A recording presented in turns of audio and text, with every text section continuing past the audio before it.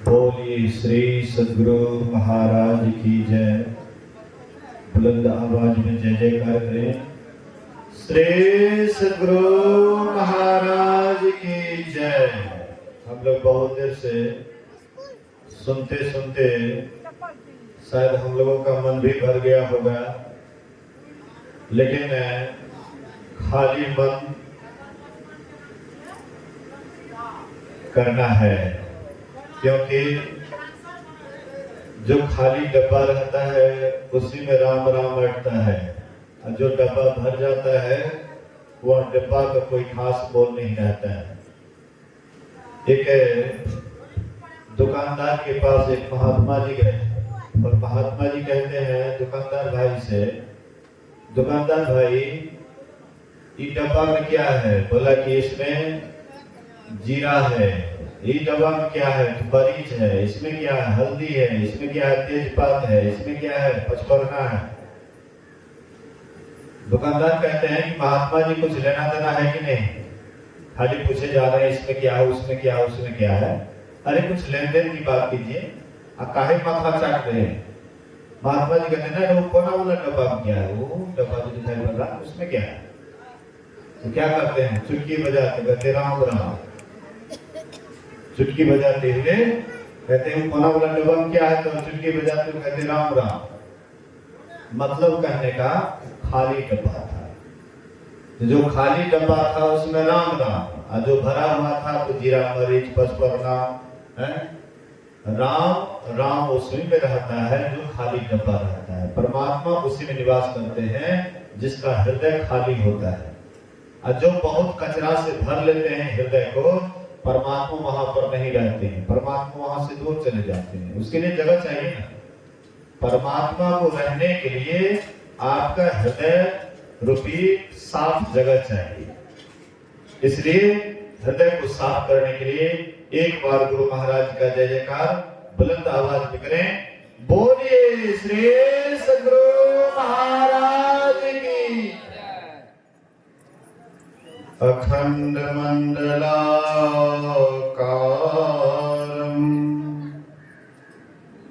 व्याप्तं येन चराचरं तत्पदं दर्शितं येन तस्मै श्री गुरुवे नमः। धन्य धन्य सतगुरु सुखद महिमा कहे न जाए। जो कछु कहूँ तुम्हारी कृपा, मोते कछु न बसाए। सर्वत्र सर्वदा वर्तमान सद्गुरु महाराज जी के पावन चरणों में कोटि कोटि नमन। उपस्थित गुरुजन, धर्म प्रेमी सत्संगी बंधुओं, पूजनीय माताओं तथा भक्तिमती बहनों, आज पूज्या माता जी की अंतिम दिन के अंतिम श्राद्ध क्रिया, या जिसको हम आप संपिंडन कहते हैं। सम मतलब होता है बराबर, और पिंड मतलब होता है शरीर। जिसका शरीर बराबर हो गया है, अर्थात असली संपिंडन अग्निदान हुआ, वहीं पर हो गया असली संपीड़न। ये नकली है। जो भी यह हो रहा है शुद्धवाद, असली शुद्धवाद अग्नि पर ही हो गया। अग्नि में जो भी जाता है, पवित्र और पवित्र सब जाकर के शुद्ध हो जाता है, पवित्र हो जाता है। इसी तरह से माता जी के शरीर को जो अग्नि पर चढ़ाया गया, उसी समय में सब कुछ जल करके राख हो गया, शुद्ध हो गया।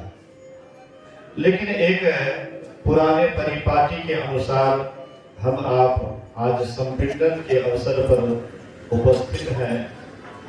अभी हम लोग सुन रहे थे, शरीर छोड़ते समय पिंड पातेन या मुक्ति सा मुक्तिर्न तो मन्यते देहे ब्रह्मत्व मायाते जला नाम सिंधवम यथा अनन्य काम यदा याति तदा मुक्तः स उच्यते। मरने पर जो मुक्ति होती है वह मुक्ति नहीं है।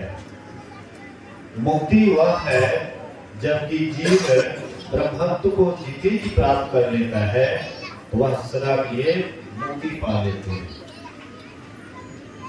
मतलब कहने का, जीते जी मोक्ष पाने का कोशिश करना चाहिए। हम आपके मन में होता है, जितने भी कुटुंब परिवार यहाँ आए हुए हैं सबके मन में होता होगा कि उनके मुक्ति के लिए हम लोग सत्संग करवा रहे हैं, भंडारा करवा रहे हैं, पंडित जी को बुला करके क्रियाक्रम करवा रहे हैं, इससे उनकी मुक्ति हो जाएगी।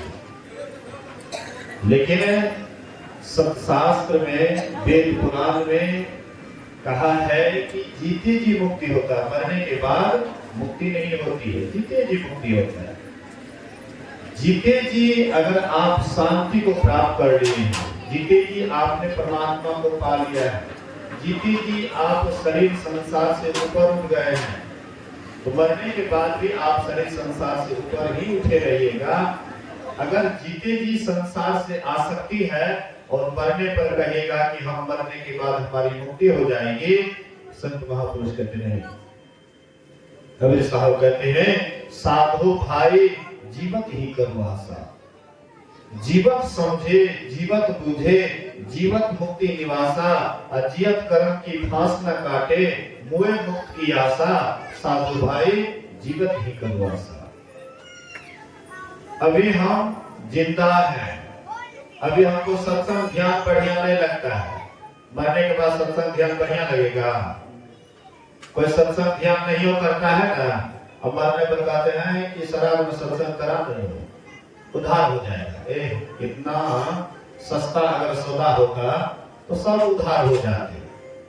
अक्सर लोग जन्म लेते हैं तब बच्चे के नाम पर सत्संग करते हैं और मरते हैं तब सत्संग करते हैं, इससे क्या हो जाता है? उधार हो जाता है? नहीं होता है। जीते जी आपको सत्संग अच्छा नहीं लगता है, जीते जी आपको साधु महात्मा का सानिध्य अच्छा नहीं लगता है, जीते जी आपको कहीं अगल बगल में सत्संग होता है आप जाते नहीं, सत्संग से प्रेम नहीं है, ध्यान से प्रेम नहीं है, आप ध्यान नहीं करते हैं, जीते जी आप सत्संग नहीं करते हैं, अब मरने पर खूब सत्संग करा लीजिएगा, मुक्ति मिल जाएगी। इतना सस्ता सौदा होता तो सब आदमी मोक्ष हो जाते, मुक्ति को प्राप्त कर लेते। संत महात्मा कहते हैं, साधु भाई जीवत ही कर आशा, जीवत समझे जीवत बुझे। अभी मान लीजिए कोई बच्चा स्कूल जाएंगे, पढ़ेंगे, लिखेंगे, शिक्षक के डांट को शिक्षक के डांट को सहेंगे, फटकार को सहेंगे, मार को सहेंगे, तब न वह विद्यार्थी आगे चल करके बहुत बड़ा अफसर बनेगा, कलेक्टर बनेगा, वीडियो बनेगा, आईजीपी बनेगा या डीआईजी बनेगा, कुछ भी बनेगा। जो शिक्षक के डांट को सहेंगे, शिक्षक के मार को सहेंगे, उन्हें उनके अनुशासन के साथ चलेंगे, वही विद्यार्थी आगे चल करके कुछ बन करके दिखाएगा। इसी तरह से सत्संग में भी जो विद्यार्थी बन करके आता है, जो साधु महात्मा के पास आते हैं, उनके बात को बड़ी नम्रता के साथ सुनते हैं, उनकी बात को सुन करके जीवन में उतारने की कोशिश करते हैं, वह आध्यात्मिक विद्यार्थी हैं और वे भी एक दिन परमात्मा को पाने योग्य बनता है। और जो जीते जी साधु महात्मा से लगाव नहीं है, साधु महात्मा से प्रेम नहीं है, सत्संगत में नहीं बैठते लेकिन कुसंगत में बराबर बैठते हैं। राजनीति की जहां बात होती है, देख लीजिए वहां पर लंबा कतार, लोग कितना वहां पर भीड़ भाड़ होता है, कोई नेताजी का नाम सुन लेते हैं जो झूठ फूस बोलते हैं, लंबा चौड़ा भाषण देते हैं, उसके पास देख लीजिए कितना लोग जमा हो जाता है। लेकिन साधु महात्मा आपको सही मार्ग बताता है। राजनीति वाला आदमी अगर झूठ फूस नहीं बोलेंगे तो उसका व्यवसाय नहीं चलेगा, उसका व्यापार नहीं चलेगा। लंबा चौड़ा भाषण नहीं देंगे, उनके पास कैसे लोग जमा होंगे। लेकिन साधु महात्मा आपकी मुक्ति की बात करते हैं, आपका कल्याण कैसे होगा उसकी बात करते हैं। तो लोग कहते हैं कि यार मरने पर कौन देखता है, मरने पर कौन देखता है क्या किसको होता है? मरने के बाद या शरीर को जला दिया जाएगा या गाड़ दिया जाएगा या इसको पानी में फेंक दिया जाएगा। मरने के बाद कौन देखता है? मरने के बाद आप देखेंगे, कोई देखे या ना देखे लेकिन आप देखेंगे। आप अभी अपने को देखिए कि आप हमारी अभी ये स्थिति कैसा है, हम कहाँ दिल लगाते हैं, अपना मन कहाँ लगाते हैं। जहां नहीं लगाना चाहिए कि बेईमान मन वहीं लगता है, और जहां लगाना चाहिए वहां से बेईमान मन भाग जाता है। जहां पर झूठ फूस की खेती होती है वहां पर देख लीजिए कितना आदमी। एक आदमी रास्ते से जा रहे थे, उसकी गाड़ी फंस जाती है कीचड़ में। तो जहां पर 2, 4, 5, 10 आदमी ताश खेलते थे, गपशप लड़ाते थे, लंबा चौड़ा भाषण देते थे, वहां जाके कहते भाई मेरी गाड़ी कीचड़ में फंस गई, चलिए थोड़ा सा निकालो। नहीं, हमको फुर्सत नहीं है, और ताश बेकार का खेल रहा है, व्यर्थ जीवन बिता रहा है। लेकिन वह कह रहे भाई हमारी गाड़ी को निकाल दो। नहीं, हमको फुर्सत नहीं है। बेचारे कई के पास गए, कोई तैयार नहीं हुआ। अंतिम में सोचे कि कोई और तरकीब निकालना चाहिए। तो वह व्यक्ति क्या करते हैं, जाते हैं एक जगह 5-10 आदमी ऐसे ही ताश खेल रहा था, कोई देख रहा था, कोई खेल रहा था। कहते भाई एक तो हमने गजब की घटना देखी। बोले कि क्या तुमने देखा? बोले कि मेरे खेत में 5 क्विंटल का कद्दू है। कहते बिल्कुल झूठ बोलते हो, कहीं 5 क्विंटल का कद्दू होता है क्या? बोले कि भाई तुम चल करके तो देखो, मेरे खेत में 5 क्विंटल का कद्दू है। विश्वास नहीं होता, एक बार चल करके देखो। अरे चलो तो चलो देखते हैं। 5 क्विंटल का कद्दू, झूठ बोलता है। हाँ, गए वहां पर। अब वहां जब सब पहुंच गए तो कहते हैं कि यही है 5 क्विंटल का कद्दू ही बैलगाड़ी जो पंख में फंस गया है। सही बात बोले तो कोई आदमी तैयार नहीं हुआ आने के लिए, लेकिन बोले कि 5 क्विंटल का कद्दू मेरे खेत में फला है, तो सब आदमी चला आया है 5 क्विंटल का कद्दू, चलो तो देखने के लिए। तो झूठ के पीछे तुम सब आ गया, लेकिन सब के बाद मैंने कहा कोई नहीं मेरी बात को सुनने के लिए तैयार हुआ। सांच कहे जग मारल जाए और झूठे जग पतिया। साधु महात्मा सत्य बात कहते हैं तो उसको खड़ा चुना की तरह लगता है लोगों को। हे महात्मा का कोई काम नहीं, झूठो ही कुछ से कुछ बोल रहा है। और वही लंबा चौड़ा भाषण देने वाला नेता आजम क्या आपको मिलता है? नेता आ जाता है तो क्या क्या आपको देने जाता है? खाली भाषण। हम एक बार आ रहे थे, उपेंद्र कुशवाहा ईमानगंज आने वाले थे, तो आएंगे 3-4 बजे, मैं 10 बजे ही आ रहा था। बाजार वाला रोड से हमारे गाड़ी को रोक दिया कि महात्मा जी रुक जाइए। मैं क्या हुआ जी? उपेंद्र कुशवाहा आने वाले हैं। तो अरे उपेंद्र कुशवाहा 2 बजे 3 बजे आएंगे, अभी 10 बज रहा है ना, अभी से रोड जाओ। भाई यार क्या बहाना करते हो, जाने दो, अभी कोई लोगों का कतार भी नहीं लगा हुआ है, लोग आ भी नहीं रहे हैं। अच्छा महात्मा जी को जाने दो, मेरे साथ 2-4 होगी चलाएंगे। अब देखिए नेता आ रहा है, क्या हो गया, क्या दे दिया उपेंद्र कुशवाहा? साधु महात्मा जो आपको सही मार्ग बतलाता है, माँ बाप बेटे बेटी को सही मार्ग बताता है, तो माँ बाप का बोली लोगों को अच्छा नहीं लगता है। मोबाइल लेकिन बराबर कान के पास रखे रहते हैं। कितना देता है आपको? कितना तनख्वाह देता है मोबाइल? कितना पढ़ाई के लिए खर्चा देता है? पेट में क्या क्या भरता है? अब मोबाइल के पीछे दिन रात पागल बने हुए हैं। अब माँ बाप जो कमा करके खिलाता है, दिन रात आपका देख रेख करता है, उससे कोई मतलब नहीं, उसका खड़ा चुना की तरह काम में लगता है। वैसे साधु महात्मा का भी बात आपको खड़ा चुना की तरह लगता है। अब कोई महात्मा बाहर से आ जाए, बाहर से महात्मा आए, कुप्पा घाट फूल का कुप्पा है, चलो देख कौन सी देखो हलवा। ऐसे देखते देखते जीवन बीत जाएगा, कोई परिवर्तन नहीं होगा।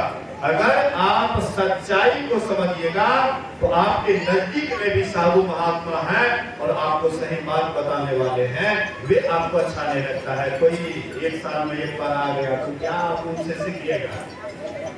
कितना देर के लिए रहिएगा उसके पास, कितना देर के लिए रहिएगा? अंदर भी जाइएगा, है जाम हो रहा है, जाइए निकलिए।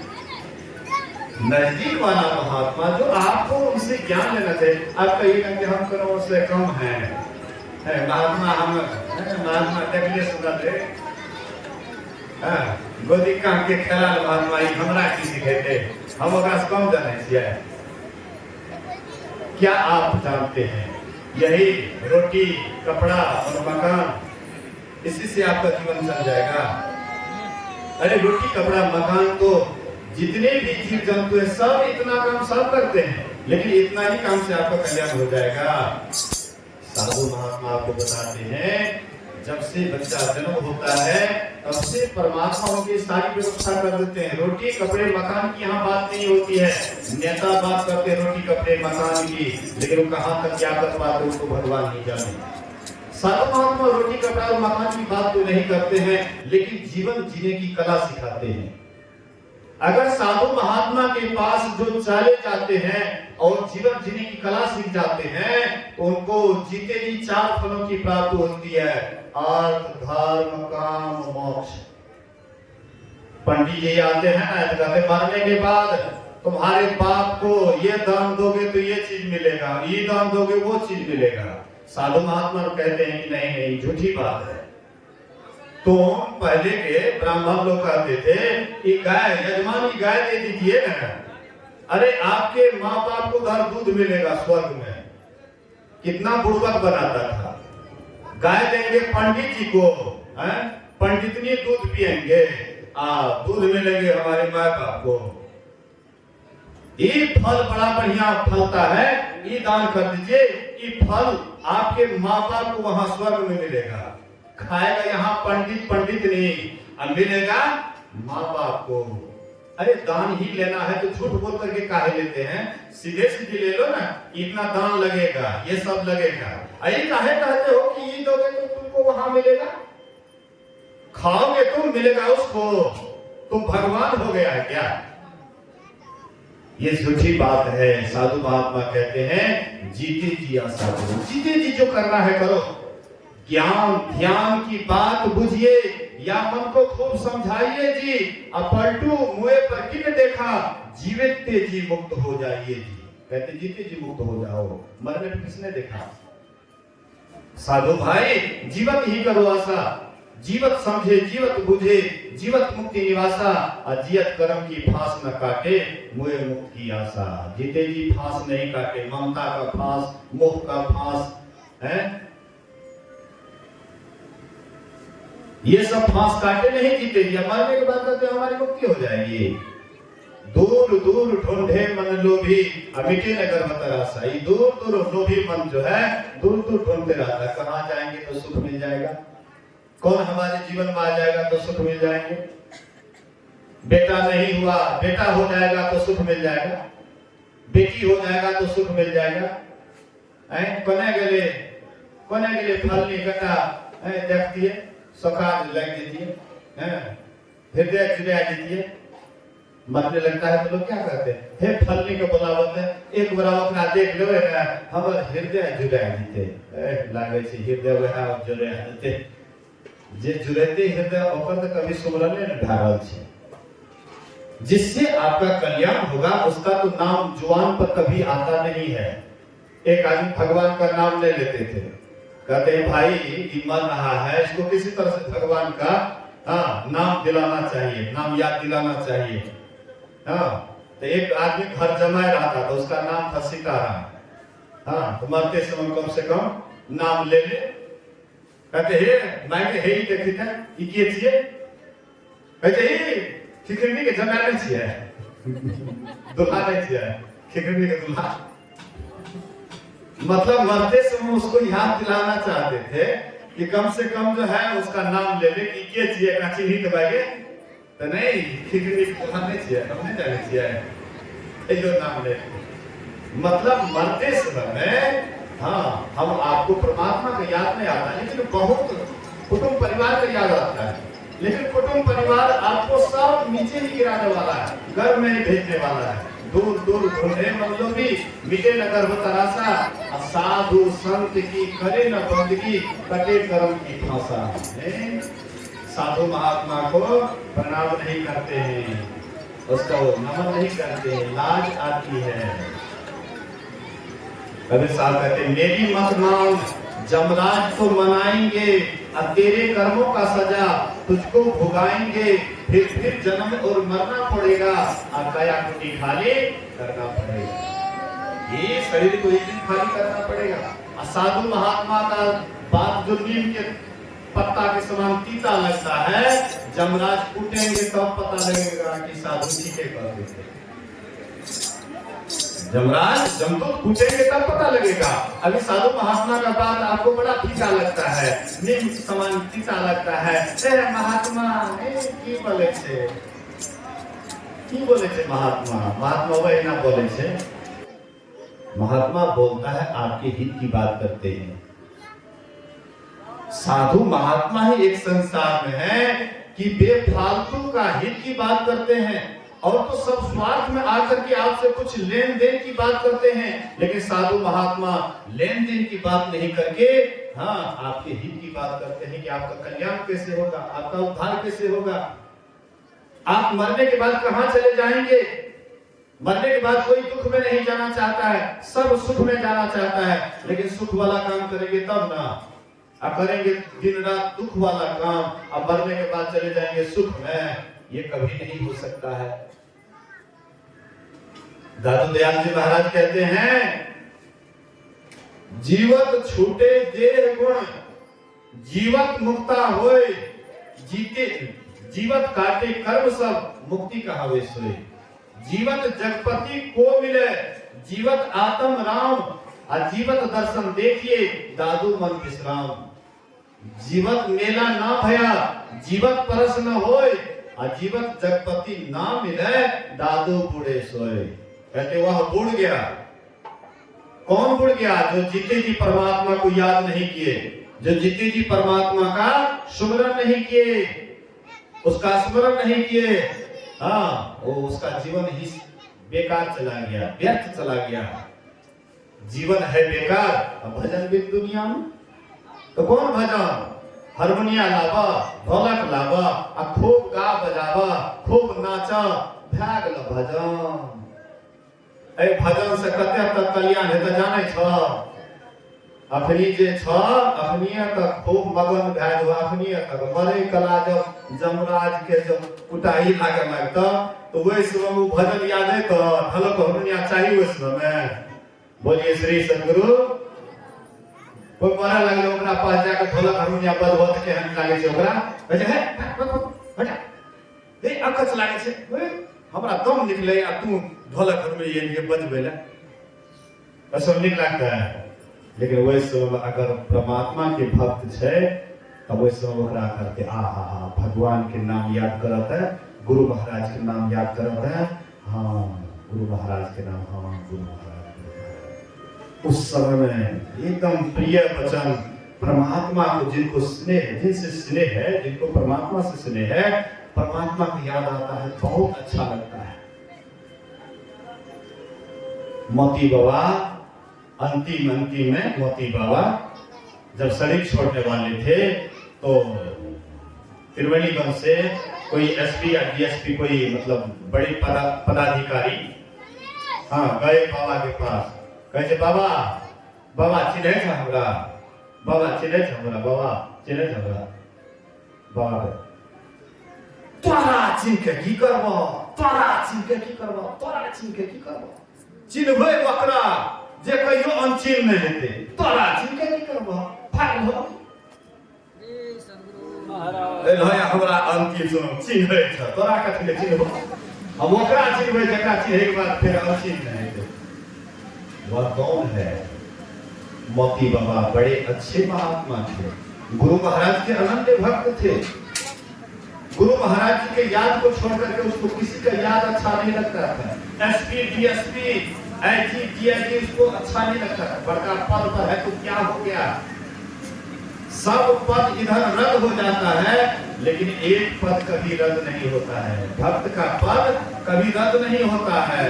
इधर मुखिया बन जाइए तो 5 साल के बाद पद रद्द हो जाएगा, सरपंच बन जाइए 5 साल के बाद पद रद्द, प्रधानमंत्री बन जाइए 5 साल के लिए, उसके बाद कोई पूछने वाला नहीं। कोई इधर बन जाइए, चाहे आप मतलब मास्टर हो जाइए, लेकिन रिटायर होने के बाद फिर पद रद्द। लेकिन भक्त का कभी पद रद्द नहीं होता। परमात्मा पद पाएंगे, हाँ, एक बार जब परमात्मा का पद पा लीजिएगा तो फिर वहां पर कभी जीवन में रद्द नहीं होगा। वही पद पाने के लिए संत महापुरुष कहते हैं, दूर दूर ढूंढे मन लोभी, मिटे न गर्भ तरासा। असाध संत की करे न बंदगी, कटे कलम की फांसा। असाधु भाई जीवत ही करो आशा। जीते जी आशा करो, जीते जी परमात्मा से लौ लगाओ, जीते जी परमात्मा से प्रेम करो, जीते जी परमात्मा से स्नेह करो। इतना स्नेह करो, इतना प्रेम करो कि मरते समय में किसी का याद नहीं आकर के केवल परमात्मा का ही याद आए, केवल गुरु का ही याद आए। गुरु गुरु गुरु गुरु गुरु गुरु गुरु गुरु गुरु गुरु गुरु गुरु गुरु गुरु गुरु, केवल एक ही। आप ऐसा नहीं सोचिएगा कि गुरु परमात्मा से अलग है, परमात्मा गुरु से अलग है। अरे दोनों एक ही चीज है। कहने के लिए गुरु परमात्मा राम गुरु अलग है, लेकिन अलग नहीं है, दोनों एक ही एक है। अंतिम में किसको याद आएगा? जो अभी गाली गलौज करेंगे, जो लड़ाई झगड़ा करेंगे, चोरी करेंगे, चुगली करेंगे, दूसरे का निंदा करेंगे, मरते समय उसी को याद आएगा।